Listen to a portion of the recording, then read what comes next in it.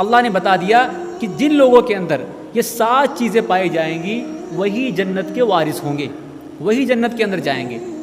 جن لوگوں کے اندر یہ 7 چیزیں نہیں ہیں وہ جنت کے اندر گھس ہی نہیں پائیں گے، جنت کے گیٹ پر کھڑے رہیں گے۔ کیوں نہ ہم جنت کے وارث بن جائیں، کیوں نہ ہم جنت کے حقدار بن جائیں۔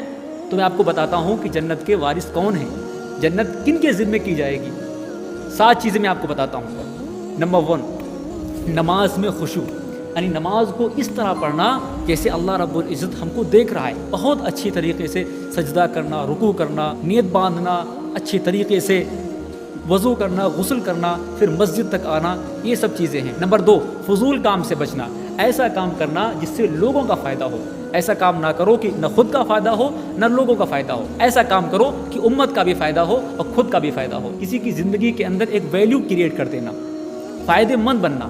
تیسرا کیا بتایا کہ زکوٰۃ ادا کرنا، یعنی جو آپ کا مال ہے وہ لوگوں میں خرچ کرنا، غریبوں کو دینا، یتیموں کی، مسکینوں کی کفالت کرنا کی ذمہ داری لینا، غریبوں کے اوپر خرچ کرنا، اپنے اہل ویال کے اوپر خرچ کرنا۔ نمبر 4 کیا ہے؟ اچھے اخلاق، یعنی آپ کسی سے ملو تو مسکرا کر بات کرو، کسی سے بات کرو ایک اچھے لہجے میں بات کرو، آپ کسی سے غصے میں بات نہ کرو۔ کوئی آپ کو گالی دے رہا ہے تو آپ اس کے بدلے میں گالی نہ دو بلکہ دعا دو، دعا نہ دو تو خاموش رہو، مسکرا کر بات کرو۔ پیشانی کے اوپر ہر وقت پسینہ لے کر بیٹھے رہو، ہر وقت منہ سکوڑ کے بیٹھے رہو، نہیں میں آپ سے بات نہیں کروں گا، جو ملے تو آپ اس سے بات نہ کرو، غرور گھمنڈ کے اندر نہیں۔ اگر یہ چیزیں آپ کے اندر ہوگی تو آپ جنت کے اندر داخل بھی نہیں ہو سکو گے، باہر کھڑے کھڑے منہ دیکھتے رہو گے۔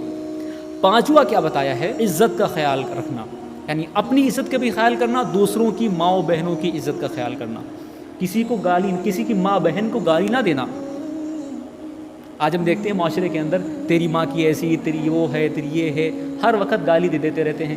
ایسے بھی کچھ لوگ ہیں جو کہ ان کی زبان صرف گالی سے چلتی ہے اور گالی پر ختم ہوتی ہے، ہر بات پر گالی، ہر بات پر گالی، اچھی بات پر گالی اور خراب بات پر تو گالی ہے ہی ہے، یعنی ان کا تکیہ کلام گالی ہی گالی بن گیا ہے، لوگوں کی ماؤں بہنوں کا تکنا۔ اگر ایسا کرو گے تو بھی جنت کے اندر داخل نہیں ہو سکو گے۔ 6 کیا ہے؟ امانتوں اور عہد کی پابندی، یعنی کسی نے آپ کو کوئی چیز رکھنے کے لیے دی ہے تو آپ اس کی اس طرح حفاظت کرو جیسے کہ وہ چیز، وہ امانت خود کی ہو۔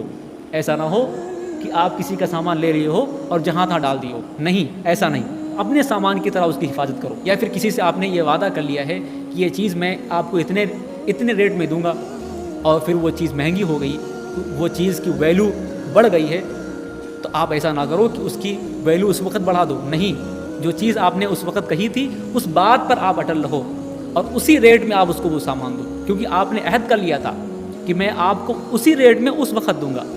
ایک یہ بھی چیز ہے۔ 7واں کیا بتایا ہے؟ نماز کی حفاظت، یعنی نماز کی حفاظت کرو۔ نماز کی ہم حفاظت کیسے کریں گے؟ جیسے ہی نماز کا وقت ہو ہم فوراً نماز کو پڑھ لیں، ایسا نہ ہو کہ اذان ہو رہی ہو اور نماز چلی گئی ہے، ہم لیٹے ہیں، ہم کچھ کر رہے ہیں اور نماز ضائع ہو جائے، نہیں، اگر آپ نماز کو چھوڑ دیں گے تو وہ نماز ضائع ہو گئی، وہ نماز ختم ہو گئی، آپ نماز کی حفاظت نہیں کر پائے، بلکہ نماز کو نماز کے وقت پر پڑھو۔